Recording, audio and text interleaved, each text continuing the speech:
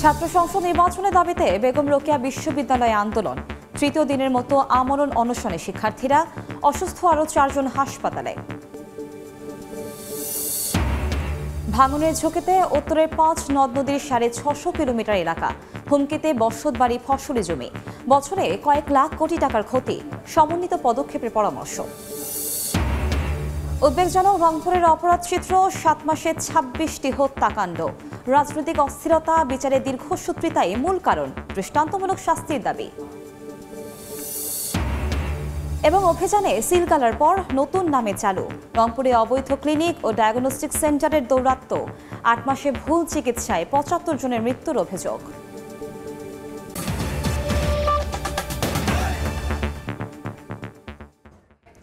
আমন্ত্রণ সময় সংবাদের নিয়মিত আয়োজন বিভাগীয় সময় থাকছে সপ্তাহে 7 দিন ভিন্ন ভিন্ন বিভাগের সংবাদ নিয়ে। আজ থাকছে রংপুর বিভাগ, সঙ্গে আছি আমি কনক আজাদ। ছাত্র সংসদ নির্বাচনের দাবিতে টানা 3 দিন ধরে আমরণ অনশনে রংপুর বেগম রোকেয়া বিশ্ববিদ্যালয়ের শিক্ষার্থীরা।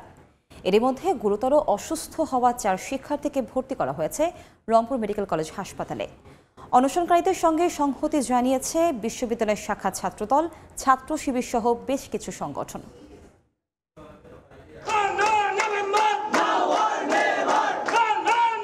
স্লোগানে স্লোগানে মুখর রংপুর বেগম রোকেয়া বিশ্ববিদ্যালয়।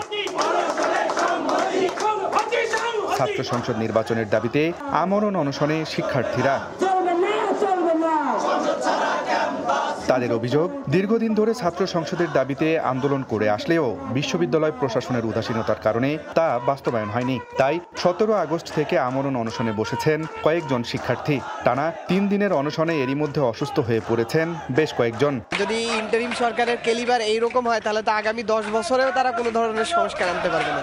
তাদের কাছে তো আমাদের প্রত্যাশা অনেক বেশি। বিশ্ববিদ্যালয়ের ছাত্র সংসদ আইনে যুক্ত করতে হবে এবং 25শে সেপ্টেম্বরের মধ্যে আমাদের বিশ্ববিদ্যালয়ের ছাত্র সংসদের যে রোড ম্যাপ সেটি ঘোষণা করে নির্বাচন দিতে হবে। যতক্ষণ পর্যন্ত না বিশ্ববিদ্যালয় আইনে ছাত্র সংসদ সংযুক্ত করে অধ্যাদেশ জারি করে রোড ম্যাপ ঘোষণা করা হচ্ছে, ততক্ষণ মধ্যে আমাদের অনশন চলতে থাকবে। লেজুর ভিত্তিক ছাত্র রাজনীতি বন্ধ করে শিক্ষার্থীদের নেতৃত্ব এবং শিক্ষার্থীদের কথা বলবার মতো একটি প্ল্যাটফর্ম তৈরির জন্য আসলে ছাত্র সংসদ প্রতিষ্ঠার কোনো বিকল্প নেই। যেহেতু ছাত্র সংসদ নেই, তাহলে এত বছর ধরে টাকা নেওয়া হলো কেন? অনশনকারীদের সঙ্গে সংহতি জানিয়েছেন বিশ্ববিদ্যালয় শাখা ছাত্রদল, ছাত্র শিবির সহ বেশ কিছু সংগঠন। উপাচার্য জানান, ছাত্র সংসদ বিশ্ববিদ্যালয়ের আইনে সংযুক্ত করতে 7 সদস্যের কমিটি গঠিত হয়েছে। আগামী 21 তারিখ 3:30টায়, 3:30 যতক্ষণ লাগে তারা মিটিং করবে। তো সেই মিটিংয়ে আমার মনে হয় যথাযথ সিদ্ধান্ত হয়ে একটা ভালো ফিডব্যাক আমরা পাবো। 2008 সালে প্রতিষ্ঠিত বেগম রোকেয়া বিশ্ববিদ্যালয়ের আইনে নেই ছাত্র সংসদ নির্বাচনের ধারা। অথচ শুরু থেকে ছাত্র সংসদের নামে শিক্ষার্থীদের কাছ থেকে প্রায় অর্ধ কোটি টাকা আদায় করেছে বেরোবি প্রশাসন। আব্দুর রশিদ জীবন, সময় সংবাদ, রংপুর। এই মুহূর্তে বেগম রোকেয়া বিশ্ববিদ্যালয়ে আছেন সহকর্মী আব্দুর রশিদ জীবন। আমরা সরাসরি যাচ্ছি তার কাছে। জীবন, বিশ্ববিদ্যালয়ের আইনে ছাত্র সংসদকে যুক্ত করে দ্রুত সময়ের মধ্যে ছাত্র সংসদ নির্বাচন দেওয়ার দাবিতে টানা 3 দিন ধরে আমরণ অনশন কর্মসূচি পালন করে আসছে বেগম রোকেয়া বিশ্ববিদ্যালয়ের শিক্ষার্থীরা। এবং আমরা যেটি দেখছি, এই টানা 3 দিনের যে চলমান কর্মসূচি, এই কর্মসূচিতে কিন্তু আমরা অনেক শিক্ষার্থীকে কিন্তু এখন পর্যন্ত অসুস্থ হতে দেখেছি। এখন পর্যন্ত 4 জন শিক্ষার্থী গুরুতর অসুস্থ হয়ে রংপুর মেডিকেল কলেজ হাসপাতালে ভর্তি হয়েছেন এবং বাকি যারা অনশন করছেন তারাও কিন্তু আসলে একেবারে বলা চলে যে অসুস্থ, তারাও কিন্তু এখানে চিকিৎসাধীন অবস্থায় রয়েছেন। এবং শিক্ষার্থী যারা রয়েছেন তারা কিন্তু বলছেন যে তারা এই বিশ্ববিদ্যালয়ের আইনে ছাত্র সংসদ নির্বাচন যুক্ত করে দ্রুত সময়ের মধ্যে ছাত্র সংসদ নির্বাচন দেওয়ার দাবিতে তারা কিন্তু আসলে যেটি বলছিলেন যে আসলে ছাত্র সংসদের নির্বাচনটি তারা দেওয়ার কথা বলছিল। এবং তারা বলছেন যে বিশ্ববিদ্যালয়ের যে প্রশাসন রয়েছে সেই প্রশাসনের গরিমসির কারণে তারা আসলে দীর্ঘদিন ধরে এই দাবি জানিয়ে আসতো, সেই দাবি কিন্তু আসলে বাস্তবায়ন হয়নি। এবং তারা বলছেন দীর্ঘ সময় ধরে তাদের যে দাবি সেটি বাস্তবায়ন না হওয়ার কারণেই কিন্তু তারা এই আমরণ কর্মসূচির মতো কর্মসূচি হাতে নিয়েছেন। এবং গত 3 দিন ধরে 10 জন শিক্ষার্থী টানা আসলে এই আমরণ কর্মসূচি পালন করছেন। এবং তাদের সঙ্গে কিন্তু বিশ্ববিদ্যালয়ের অন্য ডিপার্টমেন্টের যারা শিক্ষার্থী রয়েছেন তারা সংহতি জানিয়েছেন।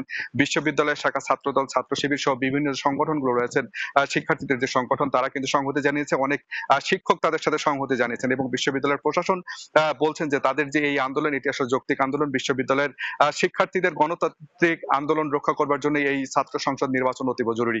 সে কারণে তারা বলছেন যে এই বিশ্ববিদ্যালয়ের ছাত্ররা যে আন্দোলনে দাঁড়িয়েছেন, যে অনশন কর্মসূচি করছেন, সেখানে তারা আসলে সংহতি জানিয়েছেন। বিশ্ববিদ্যালয়ের উপাচার্য তিনিও কিন্তু গত দুদিনে কিন্তু আসলে বিশ্ববিদ্যালয়ের এই যে শিক্ষার্থীদের সঙ্গে সংহতি জানিয়েছেন এবং তিনি যেটি বলছেন যে বিশ্ববিদ্যালয়ের এই যে আইনের সঙ্গে ছাত্র সংসদ নির্বাচনকে যুক্ত করবার জন্য একটি কমিটি গঠিত হয়েছে।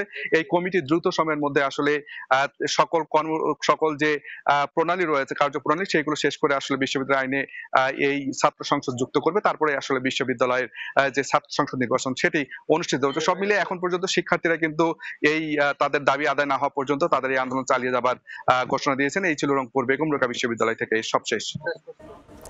আমরা সরাসরি যুক্ত ছিলাম রংপুরের বেগম রোকেয়া বিশ্ববিদ্যালয় থেকে। রংপুর বিভাগের প্রধান 5টি নদ নদীর 750 কিলোমিটার অংশের মধ্যে 80% ভাঙন ঝুঁকিতে। এর মধ্যে শুধুমাত্র 100 কিলোমিটার অংশে স্থায়ী বাঁধ নির্মাণে ব্যয় করা হচ্ছে প্রায় 2,500 কোটি টাকা। আর ভাঙন রোধে তিস্তায় 200 কোটি টাকার প্রকল্প নিয়েছে পানি উন্নয়ন বোর্ড।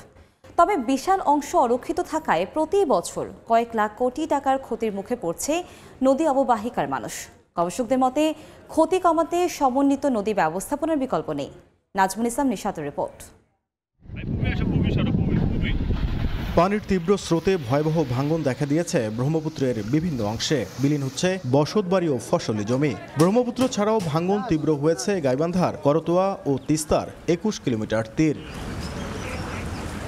একই অবস্থা কুড়িগ্রামের তিস্তা, ধরলা, দুধকুমার এবং ব্রহ্মপুত্রের। বছরের পর বছর এমন ভাঙনের কবলে নাকাল নদীপাড়ের বাসিন্দারা। ঘরদুয়ার ভাসি গেল, গরু বাছুর ভাসি গেল, ছাগল ভেড়া মরি গেল নদী তরিয়ে। টাইমের মতন বুদ্ধি নাই, জমা জমিন নাই আমার। আমরা চাই এখানে ব্লক দিয়ে স্থায়ীভাবে সরকার যেন কাজ করে, থাকলে আমরা দীর্ঘদিন যাবত এখানে বসতবাড়ি করে থাকতে পারবো।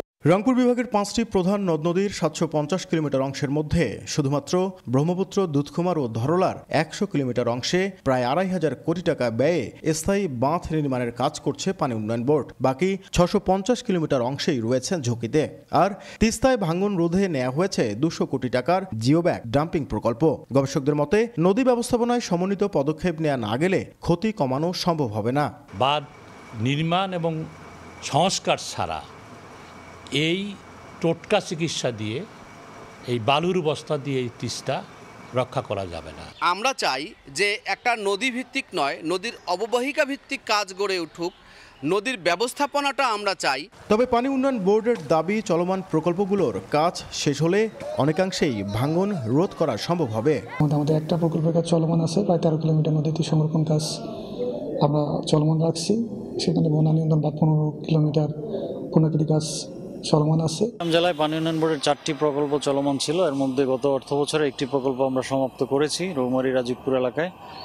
এর বাইরে যে 3টি চলমান আছে তার আওতায় আমরা 55 কিলোমিটার কাজ বাস্তবায়ন চলছে। বেসরকারি সংগঠন রিভার অ্যান্ড পিপলের গবেষণা বলছে প্রতি বছর ভাঙন ও প্লাবনে শুধু তিস্তা, ধরলা, দুধকুমার ও ব্রহ্মপুত্র নদের বাসিন্দাদের ক্ষতির পরিমাণ প্রায় 2 লাখ কোটি টাকা। নাজমুল ইসলাম নিশাত, সময় সংবাদ, রংপুর। এ নিয়ে আলোচনার জন্য এই মুহূর্তে রংপুরে আছেন সহকর্মী নাজমুল ইসলাম নিশাত। তার সঙ্গে যুক্ত হচ্ছেন রিভার অ্যান্ড পিপলের পরিচালক ডক্টর তুহিন ওয়াদুদ। সরাসরি চলে আসে তার কাছে। আমরা দেখছি যে শুধু বর্ষাকালেই না, বছর জুড়েই কিন্তু তিস্তা, ধরলা, ব্রহ্মপুত্র এবং দুধকুমারের যে ভাঙন, এই ভাঙনে সর্বশান্ত হচ্ছে নদী অববাহিকার মানুষ। এবং বেসরকারি সংস্থা রিভার অ্যান্ড পিপলের যে গবেষণা, সেখানে বলা হচ্ছে যে প্রতি বছর অন্তত 2 লাখ কোটি টাকার ক্ষতি হচ্ছে। পানি উন্নয়ন বোর্ড বিভিন্ন সময়ে উদ্যোগ নিয়েছে ভাঙন রোধে, কিন্তু তারপরও সমন্বিত পরিকল্পনার অভাবে সেই ভাঙন রোধ করা সম্ভব হচ্ছে না, ফলে ক্ষয়ক্ষতি কোনোভাবেই কমানো সম্ভব হচ্ছে না। আমরা আজকে এইসব বিষয় নিয়ে আলোচনা করব, কেন পানি উন্নয়ন বোর্ডের উদ্যোগ কার্যকরী হচ্ছে না। আমার সাথে অতিথি হিসেবে রয়েছেন রিভার অ্যান্ড পিপলের পরিচালক ডক্টর তুহিন ওয়াদুদ। একটু সরাসরি আলোচনায় যেতে চাই, আপনাকে স্বাগত আমাদের সাথে যুক্ত হওয়ার জন্য। পানি উন্নয়ন বোর্ড, আমরা ইতিমধ্যে দেখছি যে ধরলা, ব্রহ্মপুত্র এবং দুধকুমারে প্রায় 3,000 কোটি টাকার মতো খরচ করছে। এটি আসলে কতটা টেকসই হবে বলে মনে করেন? আসলে ব্রহ্মপুত্র ধরলা এবং দুধকুমারে যেই প্রকল্পগুলো গ্রহণ করেছে পানি উন্নয়ন বোর্ড কিংবা BIWTA, সবগুলো পানি উন্নয়ন বোর্ড করেনি। এর মধ্যে অধিকাংশটাই অপরিকল্পিত। আমরা যদি BIWTA কর্তৃক ব্রহ্মপুত্রের যে প্রায় 3000 কোটি টাকার মতো ব্যয়ের যে প্রকল্প, কার্যত এটা কিন্তু কোনো কাজে আসছে না। কিছুদিন আগে 200 কোটি টাকা ব্যয় করেছে দুধকুমার নদী খননে, 200 কোটি টাকাই পানিতে ভেসে গেছে। এরকম অনেকগুলো প্রকল্প আছে যে প্রকল্পগুলো গ্রহণ করা হয় মূলত যারা এগুলোর সঙ্গে যুক্ত থাকেন তাদের আর্থিক লাভালাভের জন্য, নদী পাড়ের মানুষের কথা ভেবে গ্রহণ করা হয় না। আমরা দেখি কি, একটা নদী যখন ভাঙে তখন যদি অনেক টাকা না থাকে তাহলে স্বল্প মেয়াদে কী করে ভাঙন প্রতিরোধ করা যায় এই ব্যবস্থাপনা কিন্তু পানি উন্নয়ন বোর্ডের কাছে আছে। যেমন আমরা দেখি যে তিস্তা মহাপরিকল্পনা বাস্তবায়নের জন্য আমাদের 10,000 15,000 কোটি টাকা প্রয়োজন, তাহলে 2016 সাল থেকে এই নদীতে কোনো টাকাই দেওয়া হয়নি। অথচ এই 100-200 কোটি টাকা খরচ করলে কিন্তু ভাঙন অনেকখানি কমানো যেত, যে কাজ অন্তর্বর্তী সরকার এসেই শুরু করেছে, যে ভাঙন প্রতিরোধের কাজও শুরু করেছে, মহাপরিকল্পনার কাজও কিন্তু শুরু করেছে। অর্থাৎ স্বল্পমেয়াদী এবং দীর্ঘমেয়াদী উভয় চেষ্টাই কিন্তু তৈরি হয়েছে তিস্তার ক্ষেত্রে। এই পরিকল্পনা এবং এই প্রকল্প যদি কুড়িগ্রামের অপরাপর নদীগুলোর ক্ষেত্রেও প্রয়োগ করা যেত তাহলে কিন্তু আমরা মনে করি যে অন্তত ভাঙনের হাত থেকে, বন্যার হাত থেকে যে হাজার হাজার কোটি টাকা, যে হাজার হাজার পরিবার বাস্তুচ্যুত হয় এবং টাকার ক্ষতি হয়, এর হাত থেকে কিন্তু মানুষকে রক্ষা করা যেত। আসলে এই প্রকল্পগুলো জনবান্ধব প্রকল্প হয় না, এই প্রকল্পগুলো প্রকল্পের স্বার্থেই প্রকল্প, মানুষের স্বার্থে হয় না।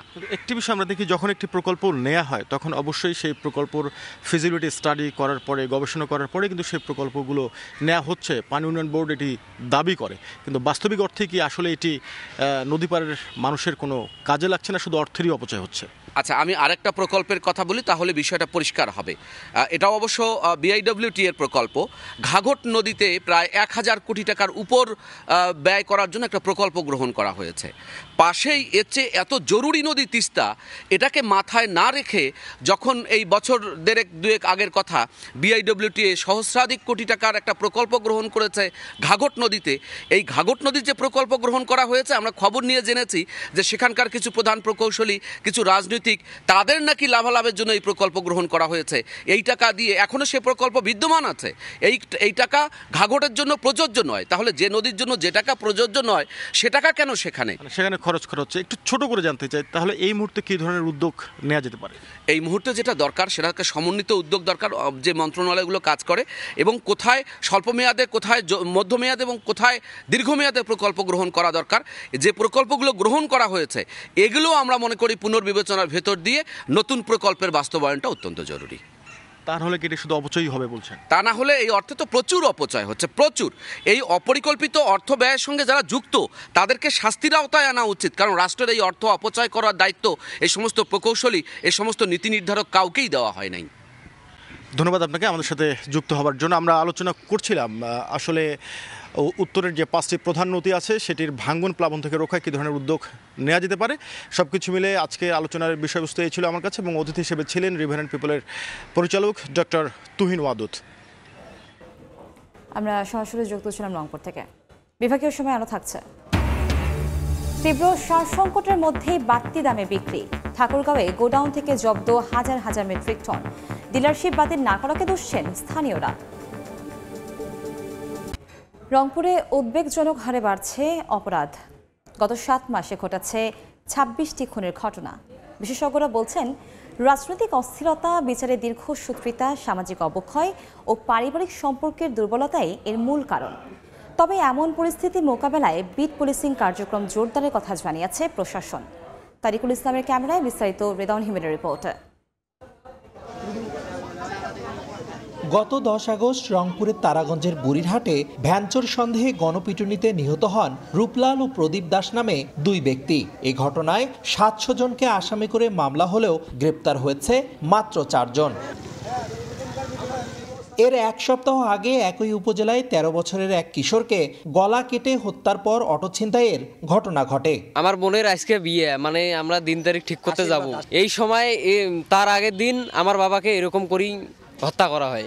আমাদের বাচ্চা ওটা আমরা এটা ন্যায্য বিচার চাই। আমাদের প্রশাসন মানে ওখানে স্পটে ছিল, থাকার পরও তারা আর কি আমাদের নিরাপত্তা দিতে পারেনি। পুলিশের দেয়া তথ্য বলছে চলতি বছরের জুলাই পর্যন্ত রংপুর জেলায় হত্যার ঘটনা ঘটেছে 26টি, আর গত 4 বছরের রাজনৈতিক ও পারিবারিক বিরোধ, ছিনতাই সহ নানা কারণে হত্যা হয়েছে 170টি। বিগত 7 মাসে আমাদের জেলায় যে 26টা খুন মামলা হয়েছে সবগুলাই মোটামুটি আমরা সফল হয়েছি তদন্ত কার্যক্রমে এগিয়ে নিতে। দৃষ্টান্তমূলক শাস্তির আওতায় এই মামলাগুলো দ্রুত নিষ্পত্তি হয়, তাহলে এ ধরনের ঘটনা সমাজে কমে আসবে। বিশেষজ্ঞরা বলছেন রাজনৈতিক অস্থিরতা, বিচারের দীর্ঘসূত্রিতা, সামাজিক অবক্ষয় ও পারিবারিক সম্পর্কের দুর্বলতাই এর মূল কারণ। 6 মাস 7 মাস যাবত আমরা উত্তরাঞ্চলে যত ধরনের ঘটনা আমরা দেখেছি আর কি, যত ধরনের অমানবিক ঘটনা দেখেছি, সেটা হতে পারে কোনো সংখ্যালঘুর গ্রামকে আক্রমণ করা। আমার কথা হচ্ছে যদি কেউ অপরাধী হয়ে থাকে তাকে অবশ্যই আইনের আওতায় নিয়ে এসে সাজা দিতে হবে। রংপুরে চলতি মাসেই হত্যা মামলা হয়েছে 5টি। রেদওয়ান হিমেল, সময় সংবাদ, রংপুর। রংপুরে কোনোভাবে বন্ধ করা যাচ্ছে না অবৈধ ক্লিনিক ও ডায়াগনস্টিক সেন্টার। প্রশাসনের অভিযানে কোনো প্রতিষ্ঠান সিলগালা করা হলেও ফের নতুন নামে চালু করা হচ্ছে। তবে কর্তৃপক্ষ বলছে ভুক্তভোগীরা অভিযোগ না দেওয়ায় বিচারের আওতায় আসছে না অবৈধ ক্লিনিকের মালিকরা। চলতি বছরের 16 জুন ভুল চিকিৎসায় রোগী মৃত্যুর অভিযোগে প্রশাসনের অভিযানে বন্ধ করে দেয়া হয় রংপুর নগরীর স্বপ্ন জেনারেল হাসপাতাল। এর 1 মাস পর সেই হাসপাতালটি নামের আগে শুধু নিউ শব্দটি যোগ করে তাদের কার্যক্রম শুরু করে। 28 জুলাই আবারও ভুল চিকিৎসায় এক নবজাতকের মৃত্যুর ঘটনা ঘটে এই প্রতিষ্ঠানটিতে। আমার বাচ্চাটার চোখে সমস্যা শুধু, কিন্তু আমার বাচ্চাটার মারা গেল কেন আমি এটা জানতে চাই শুধু ডাক্তারদের, কিন্তু ডাক্তার আমাকে জবাব দিতে পারলো না। ভিতরে একটা ডাক্তারও ছিল না, আমরা ডাক্তারকে ফোন দিয়েছি, আসে না। আমি বললাম যে আমার বাচ্চার কি অবস্থা, যখন আমি এই কথা বলছি তখন বলে যে আপনি ঢুকবেন কেন। আমি বললাম আমার বাচ্চার এই অবস্থা খারাপ, আমি কেন ঢুকবো না। মুচলেকা ভঙ্গ করেছে এবং আজকে আমরা ইন্সপেকশনে বা আমাদের সিভিল সার্জন মহোদয় দেখেছেন যে তারা ইতিপূর্বে যে ধরনের অপরাধ করছিল সে ধরনের অপরাধ তারা কন্টিনিউ করছেন। মান রক্ষার কোনো রকম তোয়াক্কা না করেই রংপুরে অবাধে চলছে এ ধরনের 2 শতাধিক বেসরকারি হাসপাতাল, ক্লিনিক ও ডায়াগনস্টিক সেন্টার। ফলে প্রতিনিয়ত ভুল চিকিৎসায় ভোগান্তিতে পড়ছেন রোগীরা, ঘটছে প্রাণহানি। বেসরকারি সংগঠন জনস্বাস্থ্য অধিকার আন্দোলনের তথ্য বলছে চলতি বছরই ভুল চিকিৎসায় রংপুরে মৃত্যু হয়েছে অন্তত 75 জনের। স্বাস্থ্য মন্ত্রণালয় যদি এই সিদ্ধান্তগুলা দ্রুত পরিবর্তন না করে এবং কঠোর না হয় তাহলে কিন্তু এটার বিকল্প কোনো ব্যবস্থা হবে না। তবে সংশ্লিষ্ট কর্তৃপক্ষের দাবি নানা সীমাবদ্ধতা সহ ভুক্তভোগীরা অভিযোগ না করায় বিচারের আওতায় আসছে না অবৈধ ক্লিনিক মালিকরা। হয়তো আমরা কোনো কারণে একটা ক্লিনিক হয়তো শাস্তিমূলকভাবে বন্ধ করলাম, পরবর্তীতে তারা হয়তো আরেকটা নাম দিয়ে বা উপর মহল থেকে বা ঢাকা থেকে একটা ব্যবস্থা করে নিয়ে আবার হয়তো চালু করছে। আর একটা ব্যাপার হলো যে ডাক্তারদের ব্যাপারে আসলে আমাদের সরাসরি কিছু করার এইভাবে ক্ষমতা থাকে না।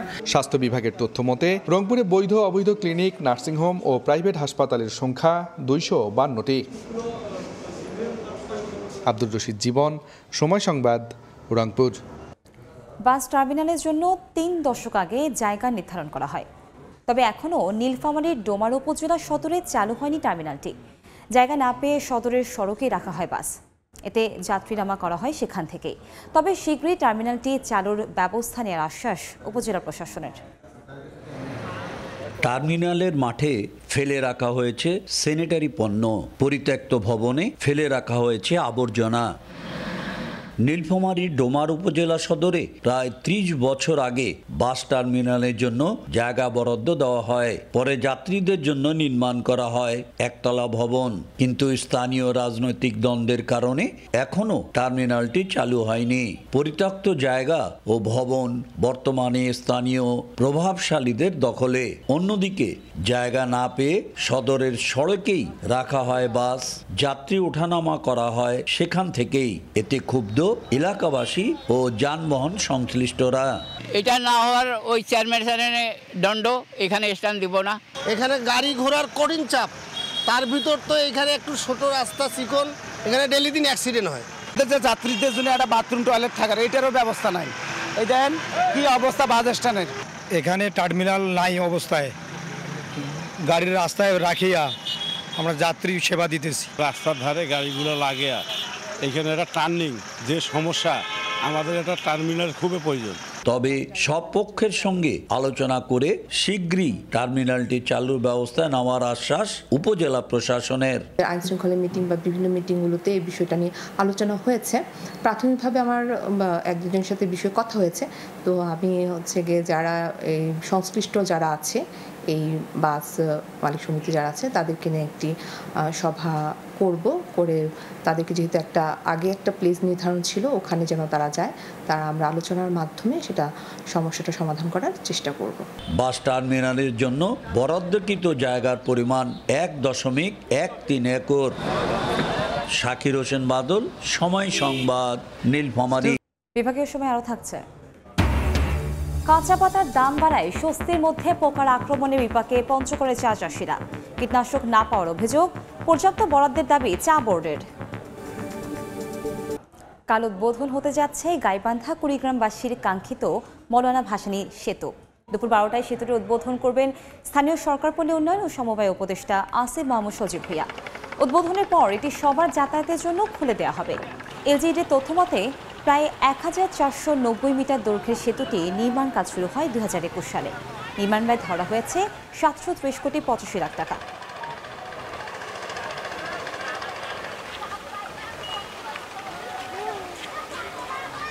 আবারও ঘুরে দাঁড়াতে শুরু করেছেন পঞ্চগড়ের চা চাষিরা। গেল মৌসুমে যেখানে প্রতি কেজি কাঁচা চা পাতা বিক্রি হয়েছে 10 থেকে 15 টাকায়, সেখানে চলতি মৌসুমে বিক্রি হচ্ছে 25 থেকে 26 টাকায়। এতে দামে স্বস্তি ফিরেছে চাষিদের মুখে। তবে আশার মাঝেও ভর করছে দুশ্চিন্তা। বাগানগুলোতে পচা রোগ ও পোকার আক্রমণে বিপাকে পড়েছেন চাষিরা। তবে আঞ্চলিক চা বোর্ড বলছে সার ও কীটনাশক বরাদ্দ রয়েছে পর্যাপ্ত।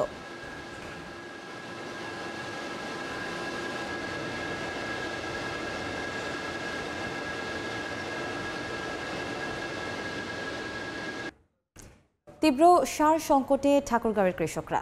জমিতে সময় মতো সার দেওয়ার তাগিদে ডিলারের পয়েন্টে পয়েন্টে ঘুরে ফিরছেন কৃষকরা। সময় মতো ইউরিয়া সার পেলেও টিএসপির তীব্র সংকটে পড়েছেন তারা। যদিও ডিলারের কাছে না পেলেও বাড়তি দামে মিলছে খোলা বাজারে। আবার অনেক ক্ষেত্রে কৃষি কার্ড ছাড়াই ডিলারের কাছ থেকে সার কেনার সময় ধরা পড়ছেন অসাধু ব্যক্তিরা।